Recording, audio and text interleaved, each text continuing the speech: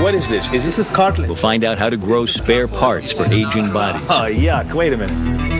And we'll see how eating less makes a long life, while doing more makes a happy one. 1, 2, 3. I'm Alan Alda. Join me now for Never Say Die.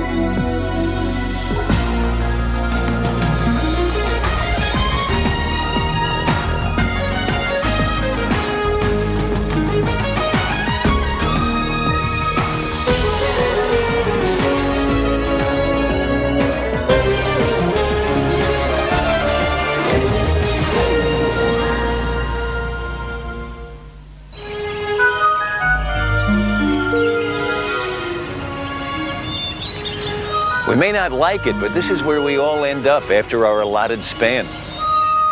This is Albertine. She lived 62 years.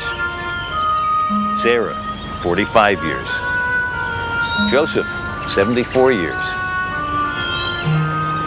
Many different ages, but you won't find any past about 120. And the average right now is in the 70s. But what if I told you you wouldn't have to check in here until you were 150 years old? 200, 250. Right now, a lot of serious, smart scientists are beginning to say that's what's possible. They're starting to understand the details of what makes us age, right down to the level of our DNA. It's becoming realistic to think about intervening in the aging process. Already, there are astonishing results with lab animals, with some living 4 times as long as normal. In this program, we'll be meeting scientists whose work may help us live longer, a lot longer. And we'll also be asking what it would be like to live a lot longer. Would life be worth living? But how do we get there? How do we get to a longer life? I'm visiting the Geron Corporation, a small biotech company in Menlo Park, California. Their chief scientist, Cal Harley, is the man who made this discovery about telomeres. The little plastic tip at the end of a shoelace is like the telomere.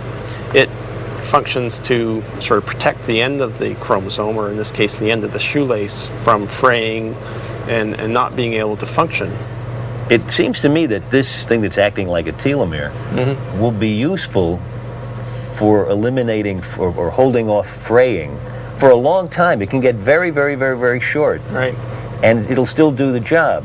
Is the telomere like that? There's actually a critical point when the telomere gets down to maybe less than 5% of its length at birth, where at that point there's a very strong signal that this cell is in danger because there's some damaged DNA now being exposed. Cal found that cells stop dividing when telomeres run out. They're like the clock of life. Another breakthrough came when Geron located the exact section of DNA, or the gene, that governs the manufacture of telomeres in cells. It's called the telomerase gene. At a Boston hospital, Ronald DePino is working with this gene to explore what happens when telomeres finally run out. Let's take a look. Okay. They bred a special strain of mouse which has no telomerase gene. Because mice normally have much longer telomeres than people, it's taken a few generations of the lab mice to get down to short telomeres. Now it's getting interesting. What we see are some obvious external manifestations of short telomeres.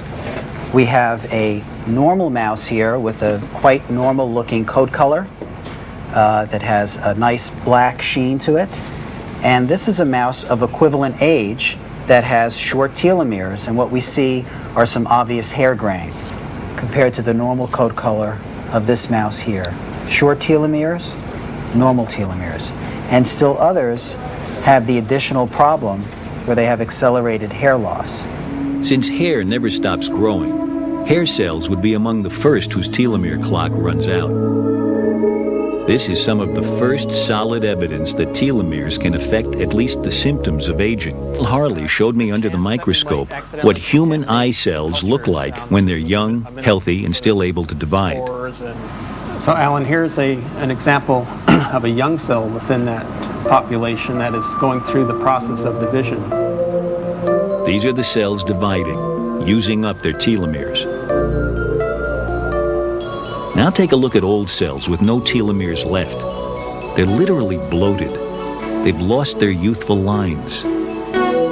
Abnormal cells like these cause the symptoms of old age. Cataracts, gray hair, wrinkled skin, arthritis, even cancer. Now what if you took telomerase and got it in there? Could you build up the ends, the tips of the shoelaces? Right. So that's the million-dollar question: is can we prevent this process from happening, or in part reverse it? Okay, I open this up. Cal invited me to answer the million-dollar question for myself.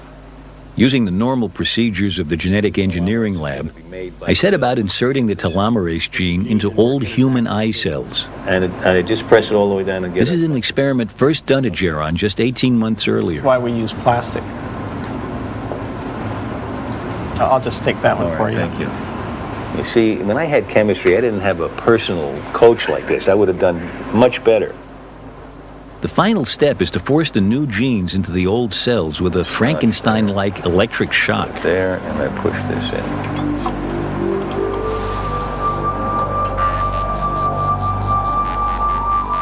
And bingo, it works. You get new youthful cells. I'm kind of surprised at how vivid this is. Yeah, the first time we saw it, we were very much surprised. Even though this is what we were predicting and hoping for, the impact of this is dramatic. Some of these cells have been going now for 300 doublings, where the normal cells age at 50. They're still ready for more. That's why we sometimes call them immortal, but a more accurate term would be indefinite division capacity. So if this were happening, let's say, in the skin on my face. What do you mean? You have to understand, I'm an actor, you know, during most of the week. So if this were happening during the skin on my face, the bags under my eyes would tend to go away by themselves, apparently. Right now, we don't know the answer to my question. We can rejuvenate cells in a dish, but that's not the same as repairing tissue damage on a large scale. Here at UCLA, Rita Efros is working on one of the first applications of large-scale cell repair. The goal is to rejuvenate the cells of the body's immune system in the same way I did at Geron with eye cells by adding the telomerase gene. If old folks had young and vigorous immune systems, they'd obviously be able to fight off diseases more effectively.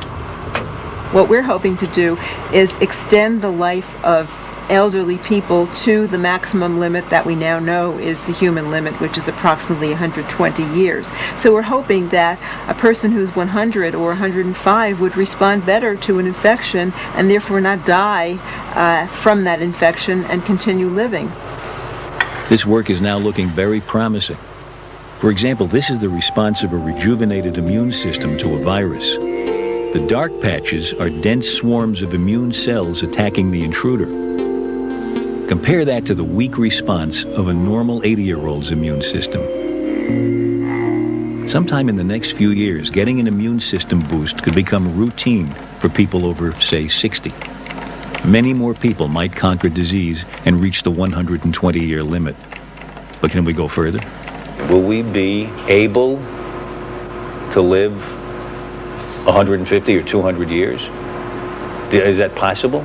There's no reason why genetically we can't have a lifespan that could be 100, 200, 300 years. There's just no theoretical reason that... And the mechanism is just like the first system Cynthia discovered. In this case, the worms no longer make a second kind of messenger hormone, again resulting in more youth chemical being made inside the cells. So what happens when one worm has both lifespan systems blocked? And what we found is that it lives twice again as long. You're kidding?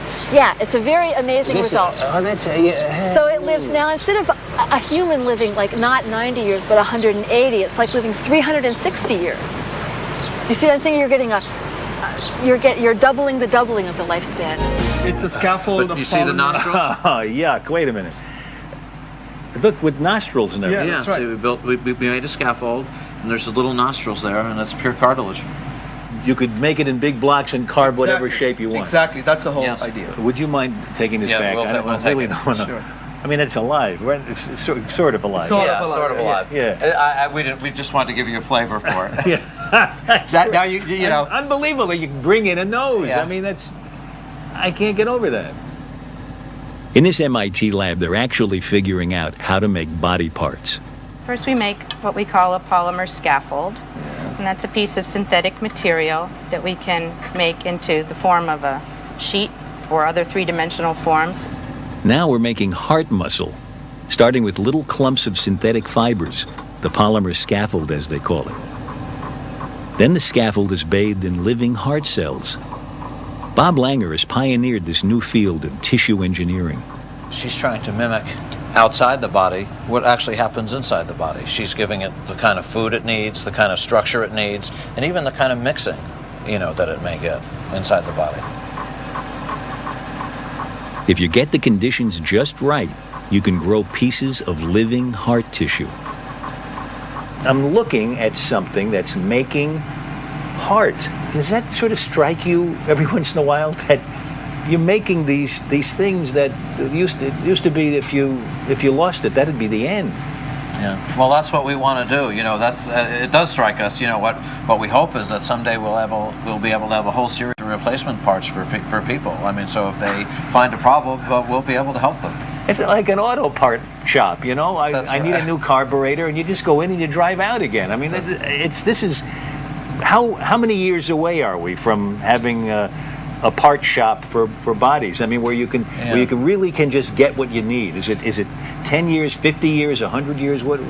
Yeah, is it must be hard to guess. Right. I think it may depend on the part. Some of the easier parts like skin or cartilage, I think that's probably 5 or 10 years. Some of the harder parts like heart, that may be many, many years away, 50 or it's hard to know. Here, after about 2 weeks of growth, are the pieces of new heart. They're under a microscope, and then you can see it on that monitor? That's right. We have a microscope here, and basically they're on the monitor, and you can see them beating.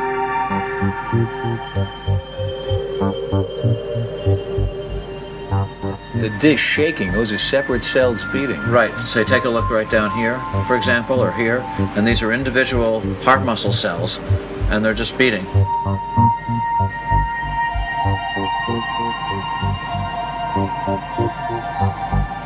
Is there any way you could make use of that right now in a heart? It's too early to do that now, but someday what I expect is that we could make a sheet of this, and make cardiac muscle. And someday, if we have the right type of cells, to actually transplant that onto a patient, if they have, if some of their heart muscle's damaged. Right now they're working with animal cells, but Bob Langer's hope is not at all far-fetched. Take a look at one of those pieces of heart as they give it an EKG, like a regular heart checkup you might get from your doctor. The new tissue transmits heartbeats exactly as it should. With tissue engineering advancing rapidly, the search is on for a reliable source of human cells to grow parts from. I'm visiting Michael West at his company Advanced Cell Technology. Both molecular work in here and cellular work. He's aiming to make any kind of cell required. Heart, liver, skin, you name it. Starting from the kind of cell we all came from. They're called stem cells. Stem cells are the first cells that grow as an embryo develops. Yes. All body parts are derived from them. So the idea is to grow human stem cells inside cow eggs. At the end, there's a little electric shock which stimulates the human nucleus to start dividing inside the shelter of the cow egg. And the human stem cells multiply. The next step has to be signaling the stem cells to make particular cells, like heart or cartilage. Scientists are beginning to do that. But isn't this all a bit scary? Is there anything in the cow egg that gives a cow any of its characteristics that could get into the human cells or mix with them in some way so that you'd wind up with some cow characteristics of any kind with the human characteristics in these cells? Do you know that can't happen? There's the possibility that the mitochondria could live on. They're little we call organelles within the egg. Yeah, that's where we get the energy from. Yeah, right? they're little batteries. Yeah. They have their own DNA. But all of our information that we have in our hands today would suggest that those cannot survive, so that the cow mitochondria will die, and that the human mitochondria then will live on. And right. So Our belief is that the cells would eventually become entirely human. Fully expecting that one day engineered human cells and body parts will be available, Jay Vacanti, a pediatric transplant surgeon at Mass General in Boston, is developing medical technologies to use the new materials. They're working, for example, on a way to implant replacement cells in a damaged heart using a special gel. It's an interesting plastic material that turns into, on specific signaling, it'll turn into something sort of feels like Jell-O. So it starts out one way and then it turns into gel. Exactly. Is there something about this gel that's allowing you to do something you never did before? Yes, the reason we use a gel is because it allows the cells to align very closely to one another and talk to each other. And once they can start talking to each other, they actually then start forming new tissue.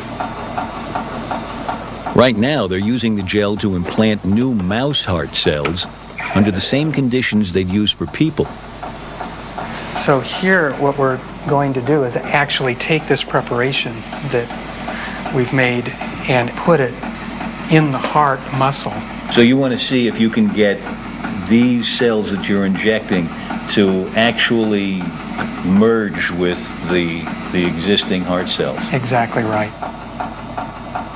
This is the kind of technique that Dr. Vacanti hopes will eventually relieve the widespread and tragic shortage of transplant organs that exists right now. So far, it's looking promising. Now, is this an intestine that you've allowed to grow in here? Yeah, actually what we are going to see here is a piece of new intestine that's been tissue engineered and has been back in the animal now for 3 weeks. Replacement intestine, liver, cartilage, heart valves, even heart muscle. One day we're going to have spare parts grown just for you, starting with your own stem cells, so there'll be no rejection problems. And no doubt as a result, we're going to live longer. Millions of amateurs swept along in what is fast becoming a national obsession, the playing environment is rather more mundane. The root of South Korea's love affair with online gaming can be found in places like these, PC bungs or rooms which are spread like wildfire across the country over the past few years. There's now more than 20,000 of them, offering internet access from as little as $1 an hour. Little wonder then that they act as a magnet for South Korea's youth to play out their online fantasies. Activity. I was happy to see that my brain activity still looks pretty young. Now, what is that activity? What's that associated with? We think the neurons are firing. We're measuring the activity of nerve cells in the brain. Now, what does that mean? Does that mean that older people have a harder time actually registering what they're trying to remember? It's not just that they don't recall something, they haven't got it in there in the first place? That's right. It? We think what happens as you get older is that it takes you longer to learn something new. If you work hard and you remember it and you learn it really well, you remember it as well as somebody much, much younger than yourself. Hard work seems to be the key to all kinds of mental activity in old age, not just memory, as Marilyn found out in a large study she helped organize. Hi, Mrs. Ryan. How are you? Good, dear. I'm Jennifer. The 10-year study followed 1,200 people as they made the transition from middle to old age. Every 2 years, participants got a battery of tests, like this memory challenge, where the object is to pick out the chip that has just been placed on the board. The study tried to identify factors which might explain why people like Mrs. Ryan remain sharp even in their 80s, while others decline. Okay. Great.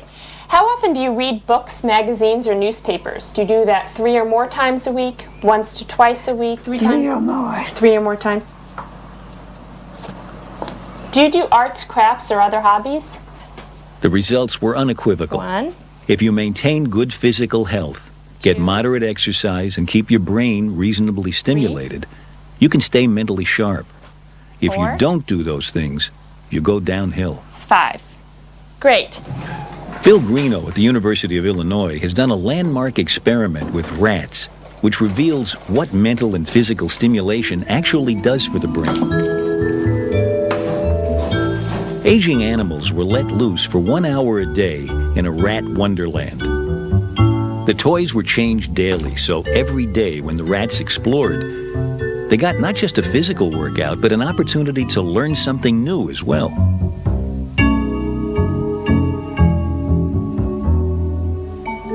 When compared to the brains of elderly, unstimulated rats, the stimulated ones had much denser neuron fibers, without the dying off usually seen in older animals.